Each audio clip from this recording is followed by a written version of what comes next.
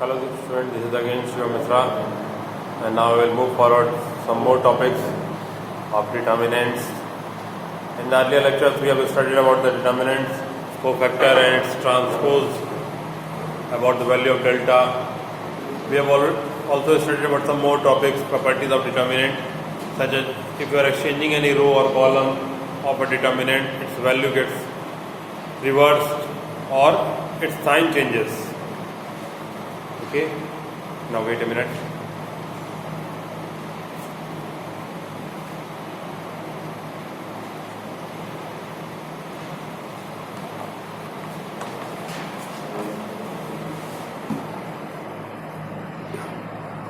After understanding the value of cofactor and transpose and about the minor, what you need to gain or what you need to know is that about the adjoint के बारे में अपने को सीखना चाहिए.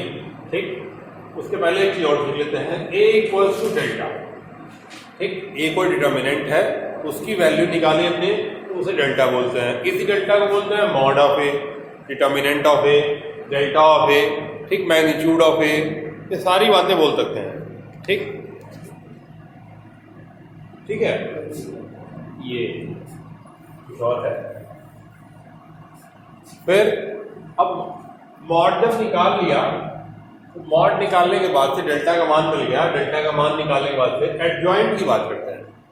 ठीक, cofactor minor delta का मान निकाल के डेल्टा की प्रॉपर्टी समझ के cofactor into corresponding element, cofactor into corresponding element will give you delta. और किसी और रो या कॉलम का कोफैक्टर हो जाए, कोई और रो या कॉलम का एलिमेंट हो जाए तो वो जीरो मिल जाएगा, ये अपन जानते हैं. ठीक, उसमें आगे बढ़ते हैं तो अब एडजॉइंट की बात करते हैं. Adjoint is about cofactor and transpose. ठीक, एडजॉइंट क्या होता है कि कोफैक्टर निकालें, आप डिटर्मिनेंट का कोफैक्टर निकालें और डिटर्मिनेंट के कोफैक्टर का ट्रांसपोज करें. क्या करें? ट्रांसपोज करें. ट्रांसपोज का मतलब क्या होता है? Row and column. ठीक, रो को कॉलम में कन्वर्ट कर दीजिए या कॉलम को रो में कन्वर्ट कर लीजिए, वो ट्रांसपोज कहलाता है. क्या किया मैंने? पहले तो मैंने कोफैक्टर निकाला. ठीक, कोफैक्टर में कैसे निकाले? माइनर निकाले सबका और फिर करस्पॉन्डिंग पोजीशन के हिसाब से उसमें प्लस माइनस से मल्टीप्लाई किया. अगर इवन पोजीशन पे है तो प्लस से मल्टीप्लाई, ऑड पोजीशन पे है तो माइनस से मल्टीप्लाई. इवन पोजीशन पे है तो प्लस से मल्टीप्लाई, ऑड पोजीशन पे है तो माइनस से मल्टीप्लाई. अब जब कोफैक्टर निकल गया, ठीक, तो इंडिविजुअली हर पोजीशन पे कोफैक्टर को रिप्लेस किया जाए. 1-1 पोजीशन का कोफैक्टर 1-1 पे रखा जाए, 1-2 पोजीशन कोफैक्टर 1-2 पोजीशन पे रखा जाए, एंड रिस्पेक्टिवली 3-2 पोजीशन का कोफैक्टर 3-2 पोजीशन रखा जाए. एंड ऑल सारे के सारे पोजीशन एलिमेंट पे, सारे के सारे पोजीशन पे अगर ये करस्पॉन्डिंग कोफैक्टर रिप्लेस करते हैं, पुटअप करते हैं, तो जो कोफैक्टर मिलेगा वो डिटर्मिनेंट मिल जाएगा. उस डिटर्मिनेंट का ट्रांसपोज कर देंगे तो एडजॉइंट मिल जाएगा. उस डिटर्मिनेंट का ट्रांसपोज कर देंगे तो एडजॉइंट मिल जाएगा. ठीक, एडजॉइंट पे बहुत सारे क्वेश्चन बनते हैं. एडजॉइंट की बहुत सारी प्रॉपर्टी होती है. That we will discuss in the next lecture. A separate lecture will be there for the properties of adjoint. ठीक, for the properties of adjoint there will be a separate lecture that I will put up next time. Now what we will see, adjoint cofactor निकाला, cofactor का transpose किया, transpose करके जो मिला वो adjoint कहलाया. Adjoint की प्रॉपर्टी के बारे में बात करेंगे और ए इनवर्स की बात करते हैं. ए इनवर्स क्या होता है?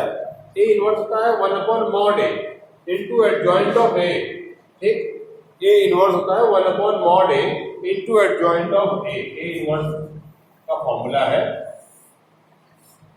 A inverse equal to 1/mod A into adjoint of A.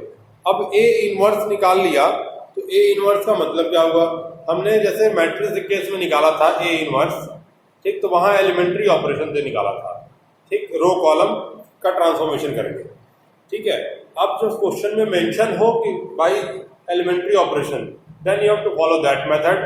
Otherwise you can go with this method that A inverse equals to 1/mod A into adjoint of A. ठीक, now this is a very basic thing. ये बहुत ही basic बात है कि 1/mod A है और denominator में यदि कोई टर्म है that should not be equal to 0. mod A should not be equal to 0. And if mod a equals to 0 means this value can not be exist. ठीक, ये वैल्यू एग्जिस्ट नहीं करेगी, इसलिए mod a not equal to 0 होना चाहिए। ठीक है, अब ये mod a not equal to 0 ये कंडीशन हो गई। ठीक है, ये कंडीशन हो गई। ठीक है, अब इस कंडीशन का एक पर्टिकुलर नेम है, उस पर्टिकुलर नेम को क्या बोलते हैं? Singular and non singular. ठीक, क्या बोलते हैं? Singular and non singular. Singular का मीन्स क्या है? If mod a equal to 0, if mod a equal to 0, the matrix will be called or determinant will be called as singular matrix. अगर mod a की value 0 हो जाए तो matrix या determinant को कहते हैं अपन सिंगुलर मैट्रिक्स या सिंगुलर डिटर्मिनेंट। ठीक, अब mod a not equal to 0 हो, mod a की वैल्यू 0 नहीं होती है, in that case we use to call it non singular. ठीक, mod a is not equal to 0, in that case we used to call it non singular. ठीक, अब हर matrix या determinant में value निकालने के लिए उसको नॉन सिंगुलर होना चाहिए। ठीक है, क्या होना चाहिए? Non singular. ए इनवर्स निकालने के लिए मैट्रिक्स या डिटर्मिनेंट जो भी बोल रहे हैं हम, that must be non singular. Non singular equals to mod a not equal to 0। ये होगा तो ही इनवर्स एग्जिस्ट करेगा, नहीं तो इनवर्स एग्जिस्ट नहीं करेगा। इसका मतलब एक बात और हो गई कि ए इनवर्स की कंडीशन होती है सिंगुलरिटी एंड नॉन सिंगुलरिटी। ठीक, ए इनवर्स की कंडीशन होती है सिंगुलरिटी एंड नॉन सिंगुलरिटी। आपको पहले चेक करना चाहिए क्वेश्चन में कि whether it is singular matrix और non singular matrix. If it is a non singular matrix, if it is a non-singular matrix, then only you can proceed for further steps for finding A inverse। तो ये आपको A inverse के step के लिए further proceed करना चाहिए। यदि वो नॉन सिंगुलर है तो, यदि वो सिंगुलर है तो आपको प्रोसीड नहीं करना चाहिए। ठीक, आप डायरेक्टली मेंशन कर सकते हैं कि mod A is not equal to 0, so A inverse does not exist, so A inverse does not exist। Elementary operation के क्वेश्चनों में आपने देखा होगा कि कुछ क्वेश्चनों में इनवर्स नहीं एग्जिस्ट करता है, इनवर्स नहीं निकाल पा रहे हैं आप। ठीक, तो वहाँ क्या होगा? वहाँ यही कंडीशन चेक करनी होती है। ठीक, बट चूंकि ये पार्ट एनसीईआरटी में डिटर्मिनेंट के अंदर दे रखा है, इसलिए यहाँ बताया जाता है। बट अब से हम क्या करेंगे कि जब भी आपको ए इनवर्स का क्वेश्चन मिलेगा, whether it is of matrix और whether it is of determinant, first case you will find that whether it is singular और नॉन सिंगुलर। ठीक, you will find whether it is singular or non-singular. When you will confirm that it is a non-singular matrix, mod A is not equal to 0, it has some specific value, कोई specific value इसकी मिलती है, then only you will proceed with A inverse. You will try to find A inverse equal to 1 upon mod A into adjoint of A. Adjoint of A कैसे निकालते हैं? Cofactor और transpose. Most probably ये सारी बातें आपको clear हो गई होंगी। ठीक, इसके पहले डेल्टा का मान और डेल्टा की प्रॉपर्टी, पांचों प्रॉपर्टी मैं एक साथ समराइज करता हूं आपको। पहली property, if row and column are interchange, if row और column is interchange, the value of delta get reverse. Delta की वैल्यू जो है रिवर्स हो जाती है मैग्नीट्यूड वाइज, मीन्स प्लस होगा तो माइनस हो जाएगा, माइनस होगा तो प्लस होगा।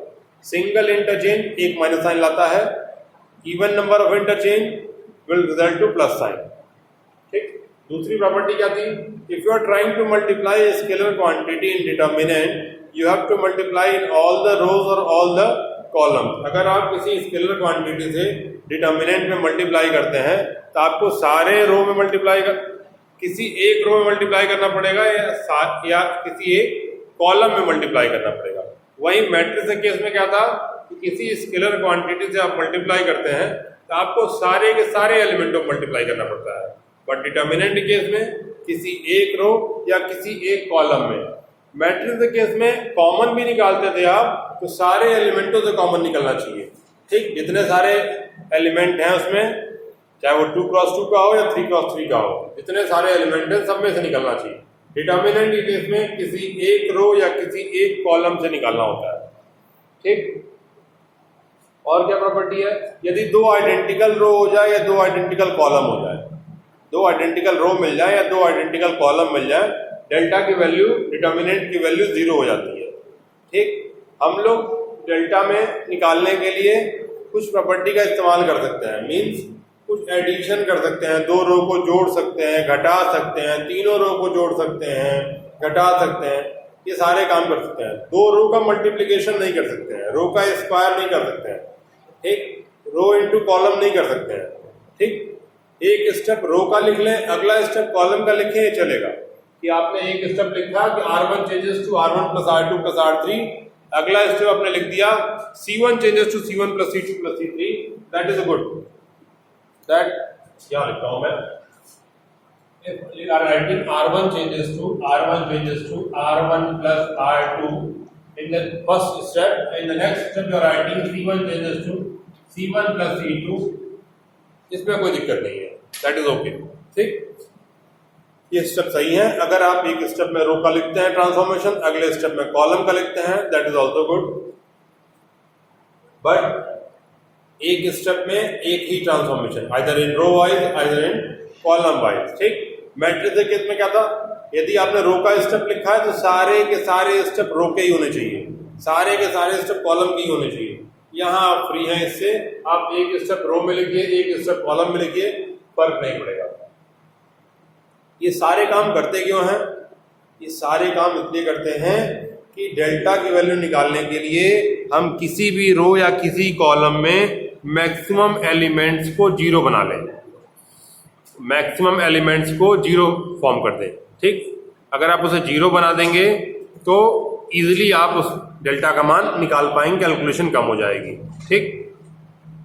यदि किसी मैट्रिक्स या डिटर्मिनेंट में डेल्टा का मान निकालना हो तो एडिशन या सब्ट्रैक्शन करके कुछ कॉमन निकाल सकते हैं, then also it is good, ठीक। कुछ कॉमन निकल जाएगा तो भी आप डेल्टा का मान आसानी से निकाल पाएंगे, ठीक।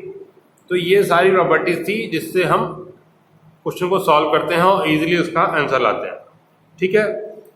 एडजॉइंट की प्रॉपर्टीज का एक और वीडियो बनाएंगे, ठीक, क्योंकि वो प्रॉपर्टीज इंपॉर्टेंट हैं, सेपरेट हैं। बात करें डिटरमिनेंट चैप्टर में इंपॉर्टेंट सेक्शन की, तो एक सेक्शन है बेटा कोफैक्टर, माइनर, ठीक, एडजॉइंट, इनवर्स, ये और 5 प्रॉपर्टी, ये 5 चीजें हैं इसमें, ठीक। क्वेश्चन 2 आते हैं बोर्ड में, तो कोफैक्टर माइनर से क्वेश्चन आ सकता है, ए इनवर्स से क्वेश्चन आ सकता है। प्रॉपर्टी का क्वेश्चन नियरली हर साल मिलता है, ठीक। प्रॉपर्टी का क्वेश्चन बुक में जो प्रूफ वाले टाइप के क्वेश्चन दे रखे हैं ना, वो क्वेश्चन, ठीक, उसका एक क्वेश्चन हम बनाएंगे। तो क्वेश्चन बड़े होते हैं उसके एक वीडियो बनेगी, ठीक। तो उस टाइप के क्वेश्चन, मतलब कोई 2 क्वेश्चन की उम्मीद कर सकते हैं आप, या तो प्रॉपर्टी में एक प्रूफ आ जाए, ठीक है, और एक इनवर्स आ जाए, या फिर एक प्रॉपर्टी प्रूफ आ जाए, एडजॉइंट की प्रॉपर्टी क्वेश्चन आ जाए, ठीक है। तो ये सारे क्वेश्चन हैं और इन सेक्शन की बात हम लोग करेंगे। टिल दैट आप डिटरमिनेंट चैप्टर को लगाते रहें, ठीक। Be safe, be protected, keep enjoying, thank you.